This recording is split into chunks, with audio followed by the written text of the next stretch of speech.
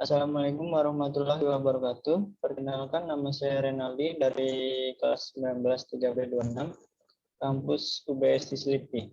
Di sini saya akan mempresentasikan hasil artikel saya yang bertema Ruang Lingkup SDGs dengan judul Tanpa Kelaparan. Ini ada simpul kelaparan. Kelaparan sendiri yaitu suatu kondisi di mana tubuh masih membutuhkan makanan, biasanya saat perut telah kosong baik dengan sengaja maupun tidak sengaja untuk waktu yang cukup lama. Istilah ini umumnya digunakan untuk merujuk kepada kondisi kekurangan gizi yang dialami sekelompok orang dalam jumlah besar untuk jangka waktu yang relatif lama, biasanya karena kemiskinan maupun kekeringan cuaca. Slide selanjutnya ada faktor terjadinya kelaparan.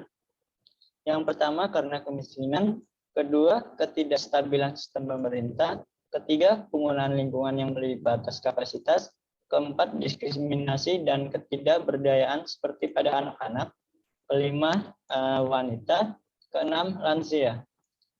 Terbatasnya subsidi pangan, meningkatnya harga pangan, menurunnya pendapatan real, dan tingginya tingkat pengangguran merupakan faktor penyebab utama terjadinya kelaparan. Slide selanjutnya ada tujuan SDGs-nya. Pertama, mengakhiri kelaparan. Kedua, mencapai ketahanan pangan. Ketiga, memperbaiki nutrisi. Keempat, mempromosikan pertanian yang berkelanjutan. Ini ada gambar anak-anak yang kelaparan mungkin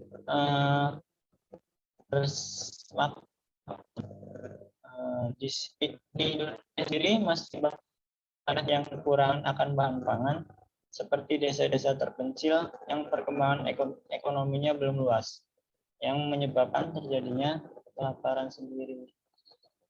Sekian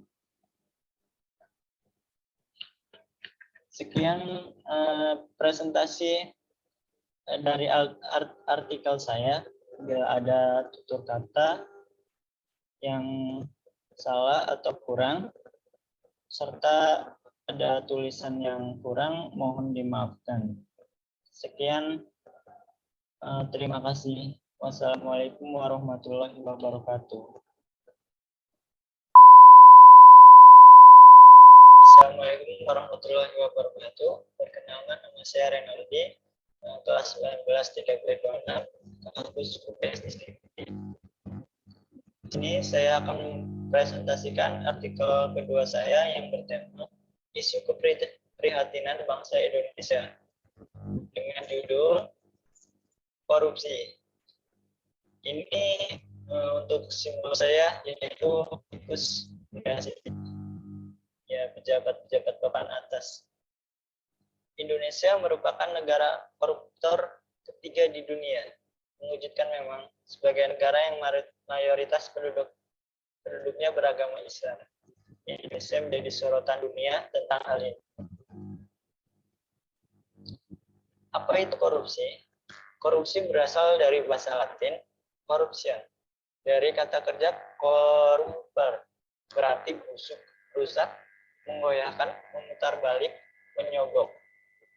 Menurut Transparansi Internasional, adalah perilaku pejabat publik, baik politikus atau politisi maupun pegawai negeri, yang secara tidak wajar dan tidak legal memperkaya diri atau mereka yang dekat dengannya, dengan menyalahgunakan kekuasaan publik yang dipercayakan kepada mereka. Sedangkan dalam Kamus Besar Bahasa Indonesia, korupsi secara harfiah berarti buruk, rusak, suka memakai barang atau uang yang dipercayakan padanya, dapat disogok melalui kekuasaannya untuk kepentingan pribadi. Adapun arti terminologinya, korupsi adalah penyelewengan atau penggelapan uang negara atau perusahaan untuk kepentingan pribadi atau orang lain. Slide selanjutnya, penyebab terjadinya korupsi. Masalah ekonomi, yaitu rendahnya penghasilan yang diperoleh jika dibandingkan dengan kebutuhan hidup dan gaya hidup yang konsumtif.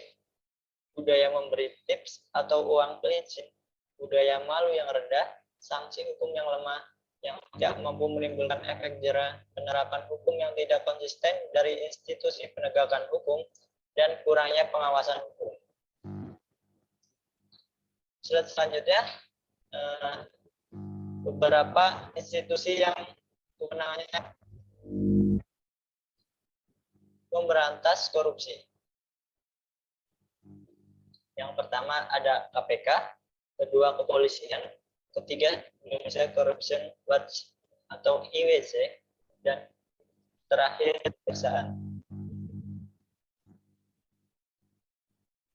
Sekian presentasi kedua yang telah saya buat.